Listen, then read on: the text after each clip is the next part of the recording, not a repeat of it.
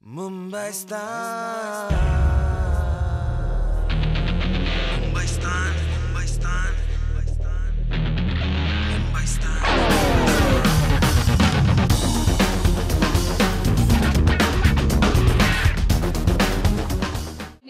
The launch will happen a little later once hopefully Ms. Ekta Kapoor joins us.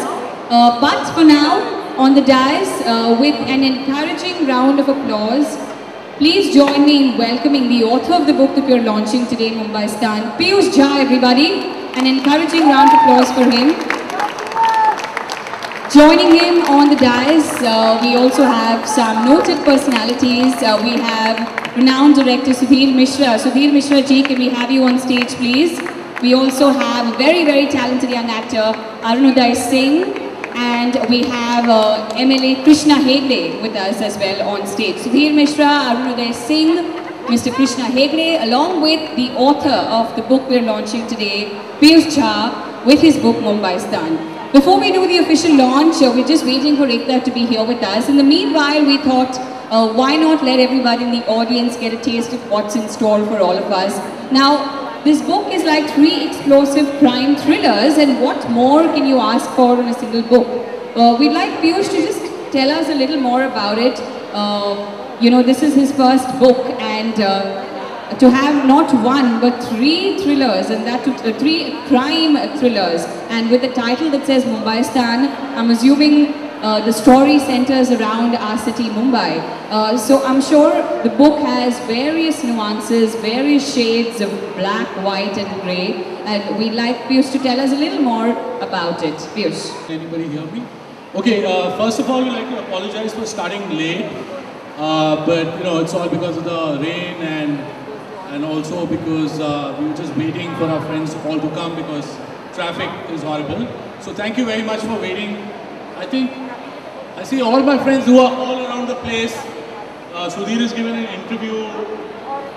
So everybody is like being very accommodating, and thank you very much, everybody.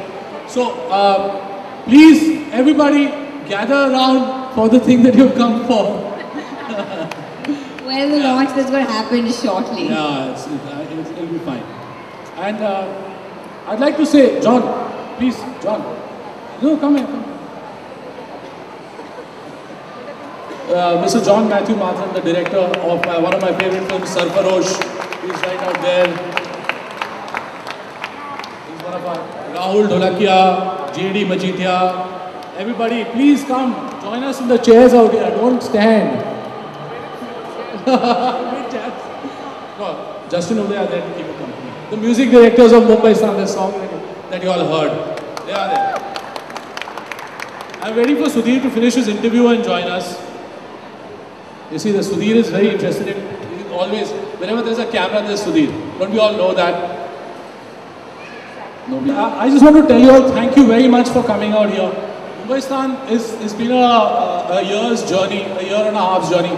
I started writing a script, and what happened was, as I was writing that script, the idea of crime thrillers started happening in my head in in small, short story forms. So I didn't know what to do with them. I felt that I should kind of start writing them in some way or the other. So I started writing them as stories and instead of scripts, and the result was Mumbai Stan.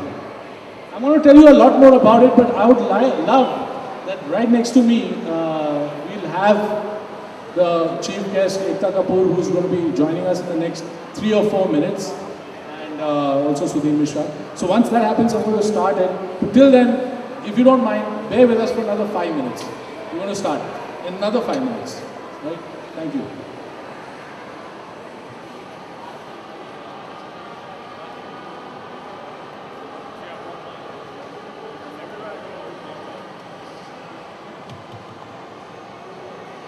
While I was thinking, I started thinking of song too. Here we have Ekta Kapoor. Ladies and Our gentlemen, chief guest for this evening, Ekta Kapoor, please welcome. round of applause everybody. Our chief guest this evening, Ekta Kapoor.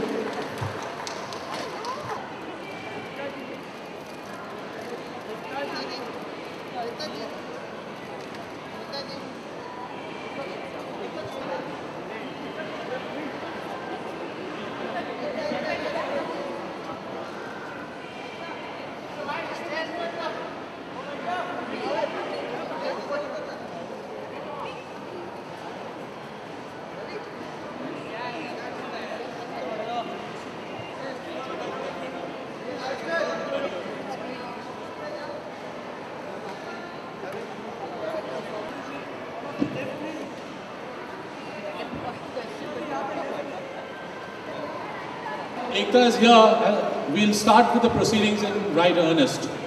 So, the first thing that I'd like to do is I'd like Arunodaya to read, I know he just started his coffee, but to read out a passage from the book. Now, Arunodaya, as you know, is an actor, and he'll try to infuse his skills in the writing, but It's not going to happen. okay. I'm just going to read it.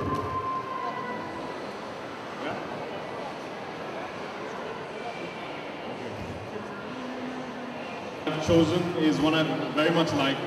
It's from the first novella in the collection called Bombay. At that very moment, inside a Chira Bazaar jewelry shop, Rabia's keen eyes were inspecting an exquisite green crystal floral motif crafted into the heart-shaped centerpiece of an exquisite Kundan Jhumar, one of the most coveted ornaments for a Muslim bride. Pinned on one side of the bride's hair, the flowing Jhumar, with its special gem setting, lends her a dignified communal identity. This particular Jhumar was on display at Popular Jewels, one of the smallest but oldest jewelry shops in Chira Bazaar. Popular Jewels had earned a reputation for being one of the last few shops that provided superb traditional craftsmanship at affordable prices. The owners were known for their honesty, but on the flip side, the shop also had a reputation for a laid-back attitude towards security. It was therefore not a shock when a gangly, well-dressed young man walked into Popular Jewels without being stopped. He had been following Rabia ever since he had received the tip-off from the bank manager. He sauntered up to her and without warning snatched her Rexine handbag off the glass top counter where she placed it while trying on the Jhumar. Rabia blinked, confused, not understanding that's what such a well-dressed young man would want with her bag. But when the man loped towards the exit, she displayed an alertness alien to her otherwise languid nature. She rose, screamed, "Jor, Jor!" and with a speed only seen in professional sports persons, sprang behind the thief, who had just about managed to reach the exit door. The store's lax attitude was on full display. The security guard's chair by the door was empty, and as a considerate afterthought, the guard had left behind his antique 12-bore rifle, propped against the wall, perhaps hoping that its presence would deter a thieving mind. In fact, this kindly act was what saved the day.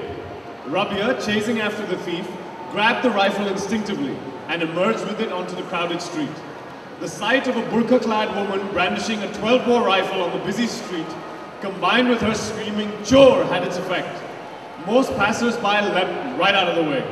Fearing for their lives, they ducked down to avoid any errand bullets.